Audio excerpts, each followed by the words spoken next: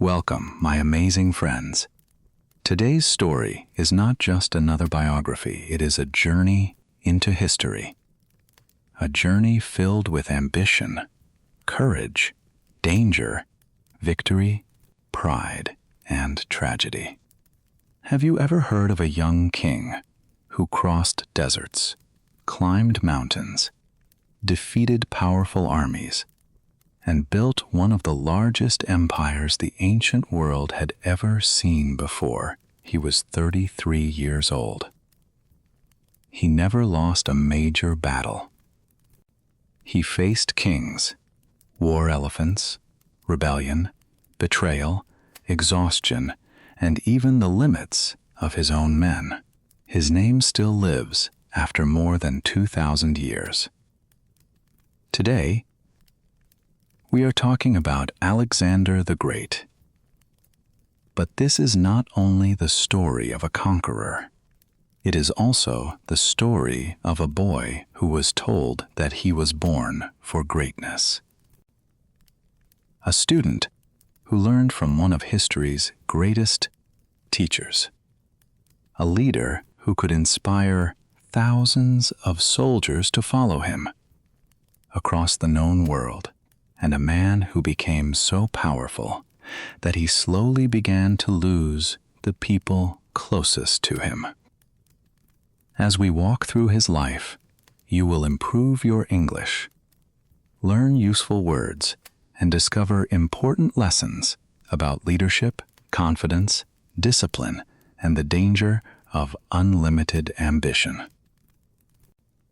So, take a deep breath, listen carefully, and get ready to enter the world of Alexander the Great. Alexander was born in 356 BC in Pella, the capital of Macedonia. At that time, Macedonia was a kingdom in the north of the Greek world. Many people in the great Greek cities looked down on the Macedonians. They considered them rough, uncultured, and less important.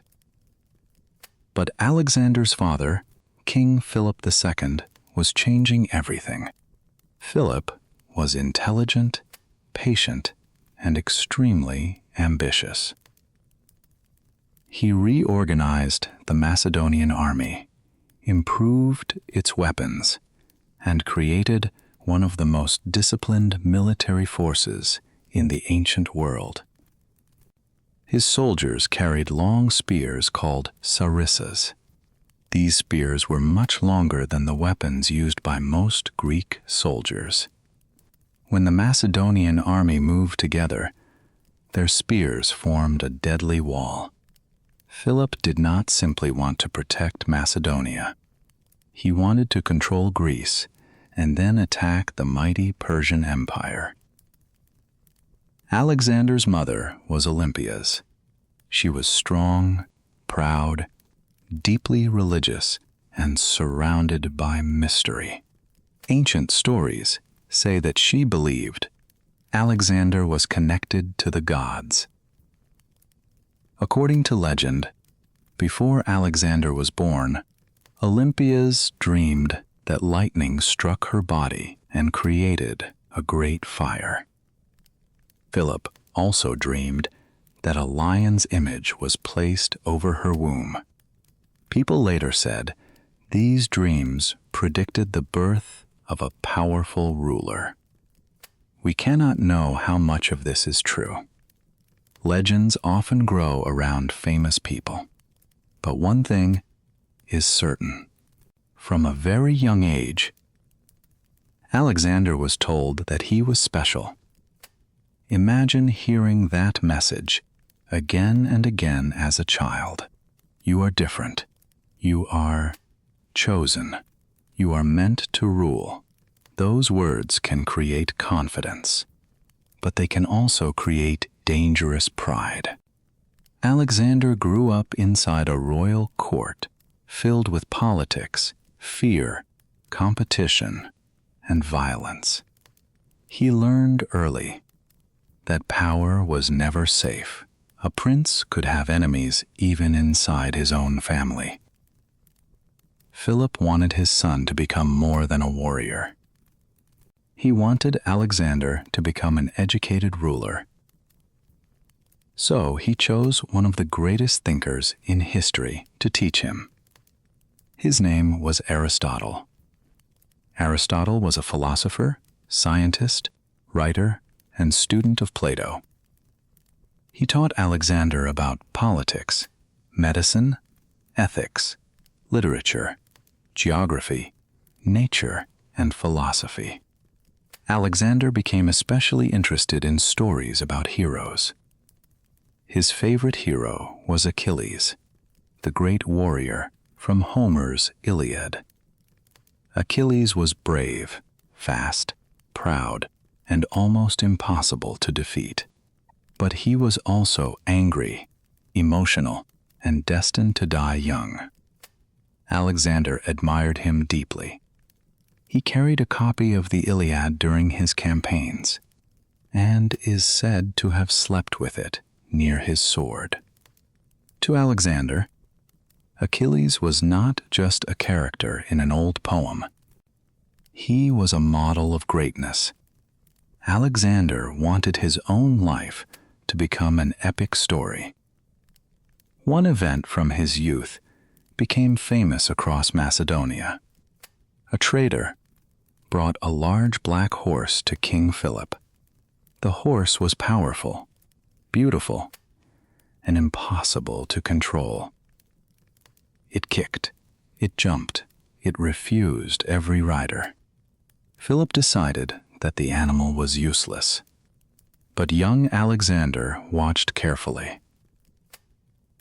He noticed something the adults had missed. The horse was afraid of its own shadow. Alexander asked for a chance to ride it. People laughed. He was still only a boy. But Alexander turned the horse toward the sun, so the animal could no longer see the shadow moving on the ground. Then he spoke softly, touched it gently, and slowly climbed onto its back. The horse became calm. Alexander rode across the field while everyone watched in silence. The horse was called Bucephalus. He would later carry Alexander through many battles and become one of the most famous horses in history. Philip was amazed by his son. According to tradition, he told him that Macedonia was too small for him and that he must find a kingdom worthy of his ambition. Whether the exact words are true or not, the story reveals something important about Alexander. He did not always use force first. He watched, he studied, he understood the problem. Then he acted. At 16, Alexander received real political responsibility. While Philip was away fighting, Alexander governed Macedonia. When a group rebelled, the young prince defeated them and established a city in his own name. He was no longer only a student. He was becoming a commander. At 18, Alexander fought beside his father at the Battle of Chaeronea. Philip's army faced a powerful alliance led by Athens and Thebes. Alexander commanded the Macedonian cavalry. During the battle, he helped break the enemy line. The victory allowed Philip to dominate most of Greece. The father had built the military machine. The son had begun to prove that he could lead it. But their relationship was not peaceful.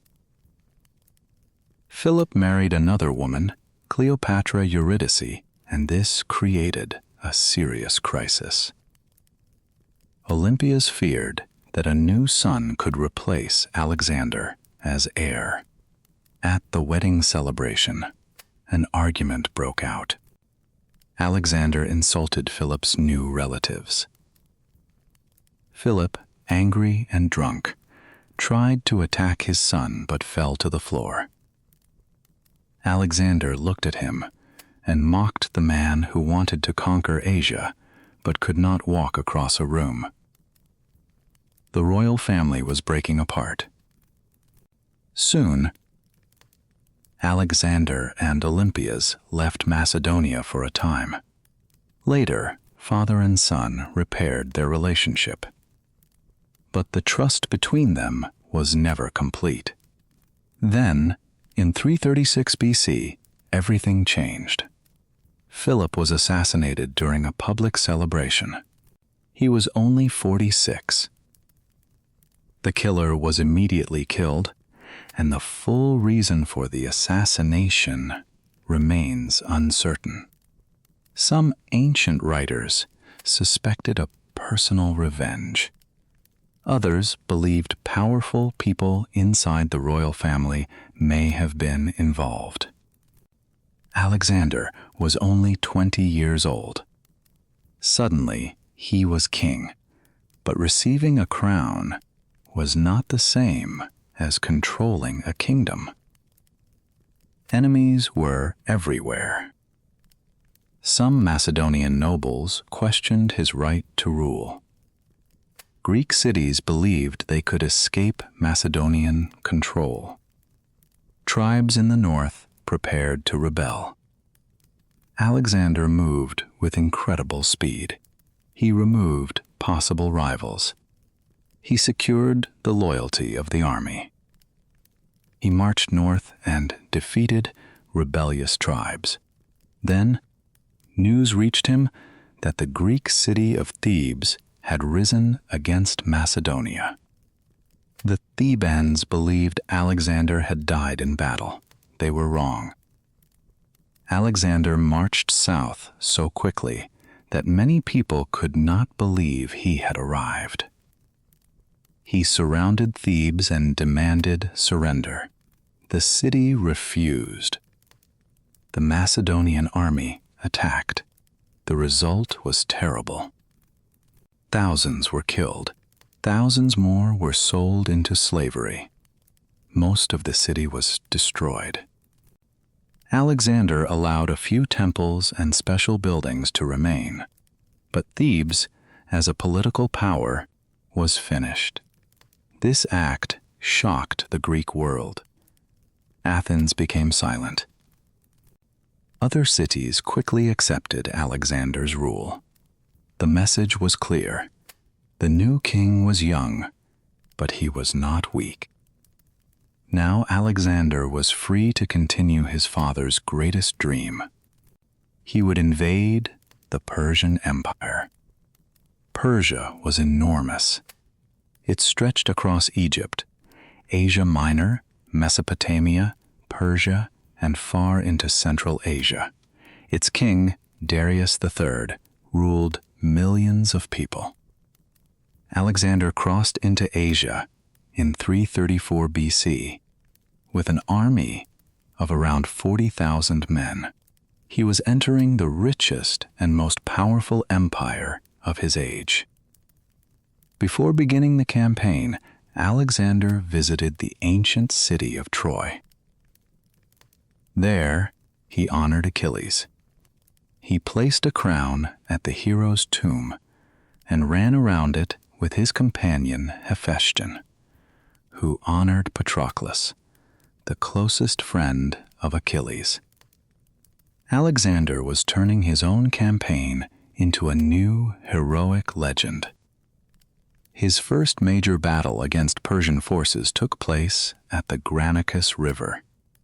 Some of Alexander's commanders advised him to wait. The river was difficult to cross. Persian soldiers stood on the opposite bank. An attack could be disastrous. Alexander chose to move immediately. He led his cavalry into the water. The fighting was fierce. At one moment, a Persian noble nearly killed Alexander. Another Macedonian officer saved his life by striking the attacker. Alexander survived. The Persian army was defeated. The victory opened Western Asia Minor to him. City after city came under Macedonian control. But the real test was still ahead. King Darius gathered a large army and met Alexander near Issus in 333 BC. The battlefield was narrow, which reduced the advantage of Persia's larger force. Alexander saw his chance. He led a direct attack toward Darius. When the Persian king saw Alexander moving toward him, he fled. Once the king left, the Persian army collapsed. Darius escaped, but his family was captured.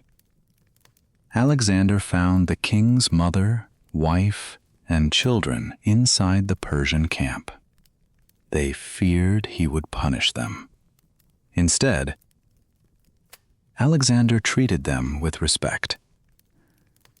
He told them that Darius was still alive and that they would be protected. This moment showed another side of him. He could be ruthless toward resistance, but generous toward defeated royal enemies. After Issus, Alexander moved south along the Mediterranean coast. Most cities surrendered, but the island city of Tyre refused. Tyre was protected by the sea and strong walls. It had resisted powerful armies before. Alexander built a causeway from the mainland toward the island. The work took months. Tyrian defenders attacked the builders, burned their equipment, and fought with great courage. Alexander refused to leave. Finally, his forces broke through. The city fell. Thousands were killed or enslaved. Again, Alexander showed the two faces of his leadership: patience and engineering genius, but also terrible punishment. He then continued toward Egypt. Egypt had been under Persian control, and many Egyptians welcomed Alexander as a liberator. He was crowned as pharaoh. Near the Mediterranean coast, he founded a new city. He called it Alexandria. This city would later become one of the greatest centers of learning and trade in the ancient world. Alexander also traveled deep into the desert to visit the oracle of Amun at Siwa. The journey was dangerous. At the temple, the priests may have greeted him as the son of a god. What exactly happened is uncertain. But after this visit, Alexander's belief in his divine destiny became stronger. He was no longer satisfied with being only a king. He wanted to be seen as something greater. In 331 BC, Alexander marched east again. The final great confrontation with Darius took place near Gaugamela. Darius prepared carefully. He chose a wide open plain where his large army and chariots could move freely. Alexander's officers were worried. One commander suggested a night attack. Alexander refused. He reportedly said that he would not steal his victory. At dawn, the two armies faced each other. The Persian line was much wider. Alexander moved his troops toward the right. Darius ordered parts of his army to follow. This movement created a gap. Alexander had been waiting for exactly that moment. He formed his cavalry into a wedge and charged toward the center. Once again, he aimed directly at Darius, and once again, Darius fled. The Persian army broke apart. Gaugamela made Alexander the master of the Persian Empire. He entered Babylon, one of the richest cities in the world. Then he captured Susa and Persepolis. At Persepolis, Alexander allowed his soldiers to take wealth from the city. Later, the royal palace was burned. Some said it was revenge for the Persian invasion of Greece many years earlier. Others said it happened during a drunken celebration. Whatever the reason, the flames became a powerful symbol. The old Persian royal order was ending. Alexander now called himself King of Asia, but Darius was still alive. Alexander chased him east. Before he could capture him, Persian officers arrested Darius and left him badly wounded. Alexander found the dying king. According to tradition, he covered Darius with his own cloak and promised to punish the men responsible. Then he gave Darius a royal funeral. Alexander had defeated his enemy. Now he wanted to inherit his empire. This created a new challenge. How could a Macedonian conqueror rule millions of Persian subjects? Alexander decided not to rule only as a foreign occupier. He kept Persian officials in some positions. He wore parts of Persian royal clothing. He recruited Persian soldiers. He encouraged marriages between Macedonians and Persians. He married Roxana, the daughter of a nobleman from Central Asia. Alexander said he wanted to unite East and West. But many Macedonians hated these changes. They had followed him to defeat Persia, not to become Persian. Tension grew inside the army. Alexander also became more suspicious. A plot against his life was discovered. Philotas, the son of the respected general Parmenion, was accused of knowing about the plot and failing to report it. Philotas was tortured and executed. Then Alexander ordered the death of Parmenion, even though the old general had served his family for many years. Alexander feared that Parmenion might rebel after hearing of his son's death. It was a cold political decision. The young king who had inspired loyalty was now killing men who had helped build his victories. The darkest personal moment came during a drinking celebration. Cletus the Black, one of Alexander's oldest officers, criticized him. Cletus had once saved Alexander's life at the Granicus River. But that night, both men were angry. Cletus accused Alexander of forgetting Macedonia and becoming too proud. Alexander lost control. He grabbed a weapon and killed Cletus. The room became silent.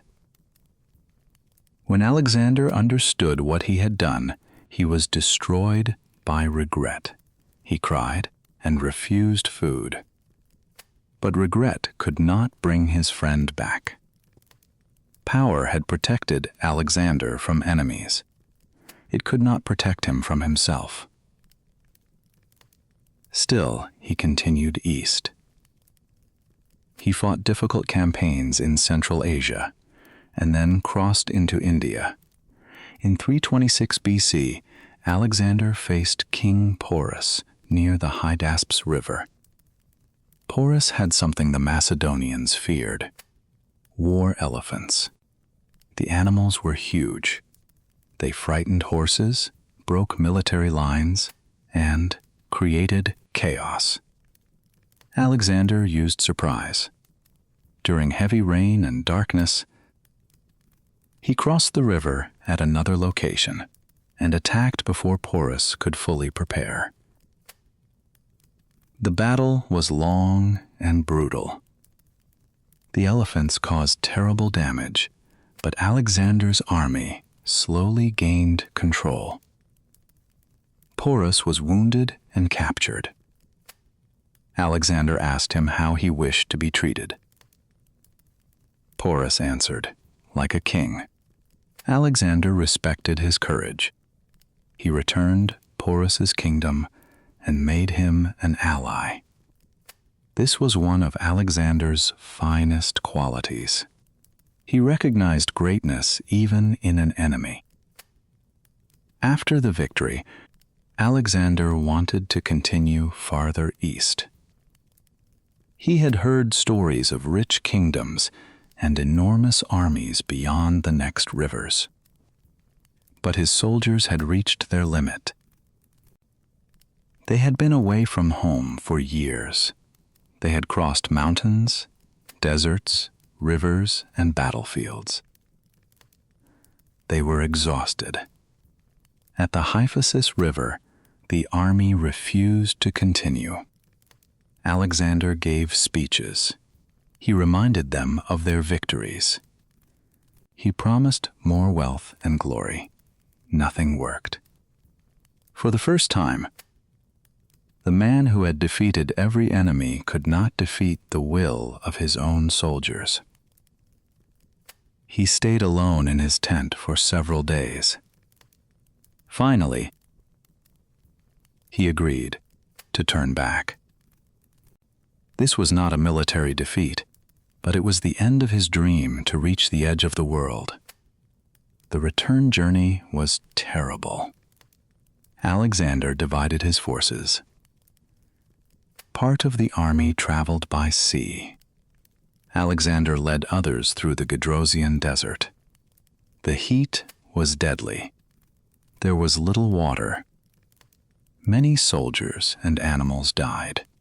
One famous story says that a few men found a small amount of water and brought it to Alexander in a helmet. The entire army watched. Alexander poured the water onto the ground. He would not drink while his soldiers suffered. The act gave the men courage, but it could not erase the pain of the journey. When Alexander returned to the center of his empire, he tried to reorganize everything. He arranged mass marriages between Macedonian officers and Persian women. He trained thousands of Persian youths in Macedonian military methods. He planned new campaigns. Some believe he wanted to conquer Arabia.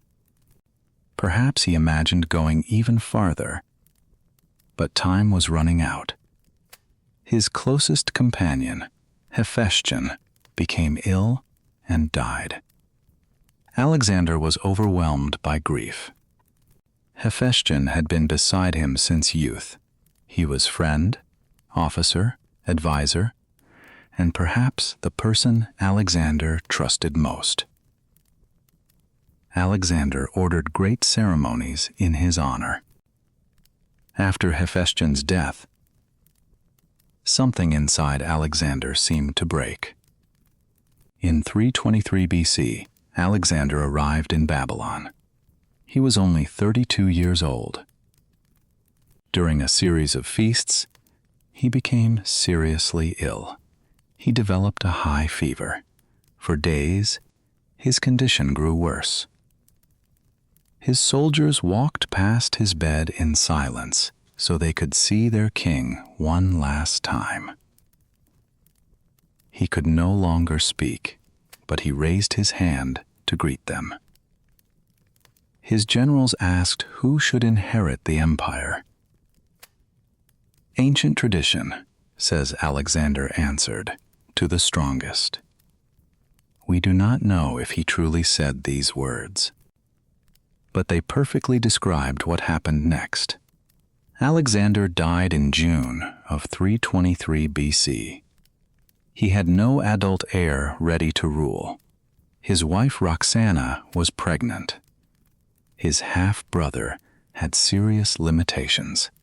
The empire had been held together by Alexander's personality, army, and endless movement.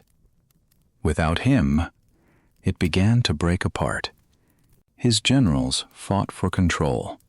They became known as the successors. Wars continued for decades.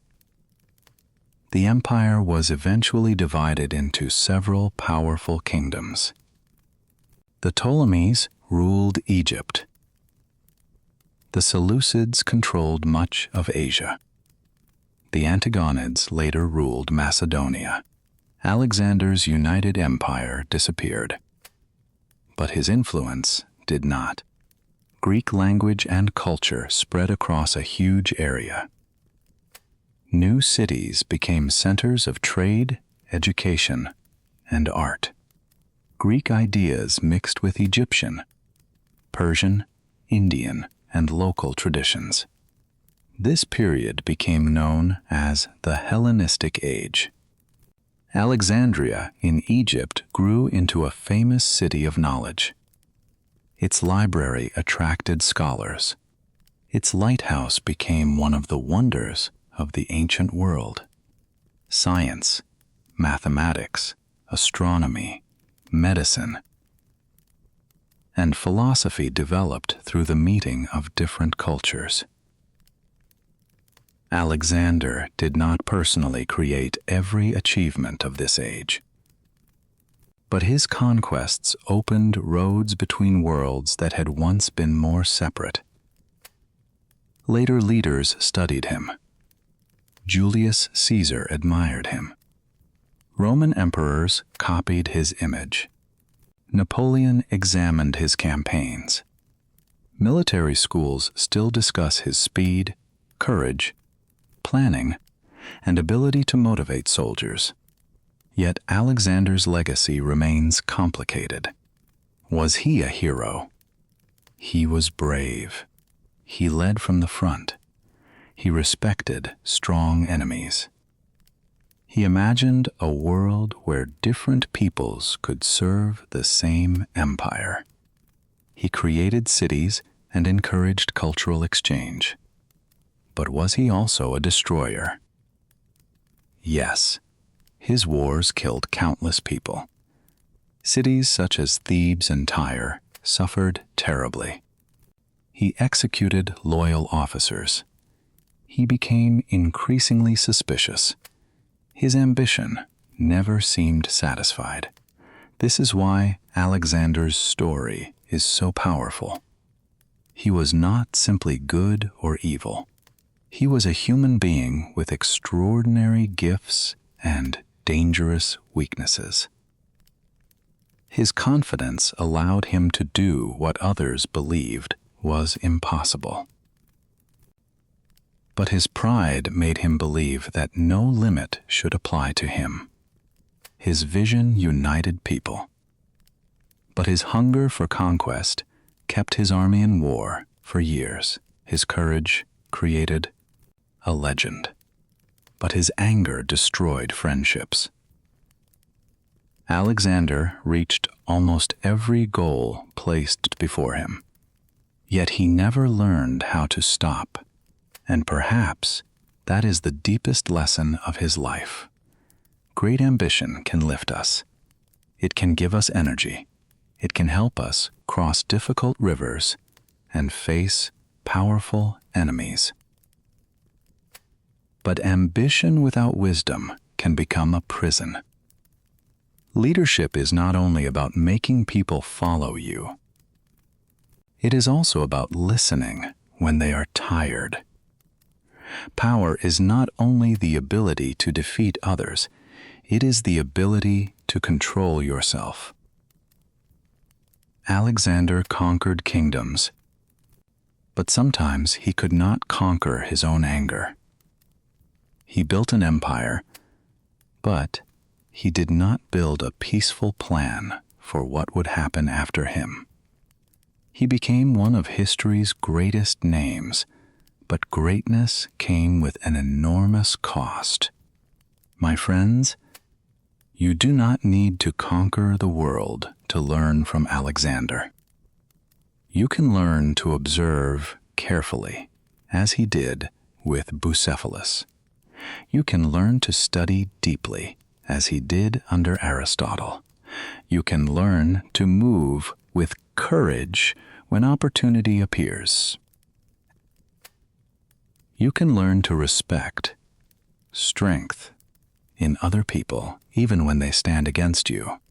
And you can also learn from his mistakes. Do not let success make you deaf. Do not let praise make you believe you are always right. Do not sacrifice every relationship for one more victory. A truly great life is not measured only by how far you go. It is also measured by what remains behind you. Alexander the Great died more than 2,300 years ago. His empire disappeared, but his story still lives because it contains everything: dreams, courage, genius, war, friendship, loss, power, and warning. He began as a prince in a kingdom that others underestimated. He became a student who admired heroes. Then he became a commander, a king, a conqueror, and finally a legend.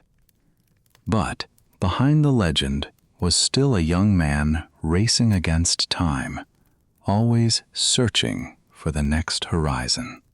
Perhaps he believed that the next victory would finally make him complete. It never did. So remember this: dream boldly, prepare seriously, act courageously, but know why you are moving forward. Because reaching the end of the world means little if you lose yourself on the way. If this story touched you, tell me in the comments. What do you think was Alexander's greatest strength? Was it his courage, his intelligence, his ability to inspire soldiers, or his refusal to accept limits? And what was his greatest weakness? Was it pride, anger, suspicion, or the fact that he never knew when to stop? Thank you for spending this time with me. Keep listening, keep learning, keep growing, and remember, every great journey begins with one brave step. This is Woven English. Until our next story, take care, my amazing friends.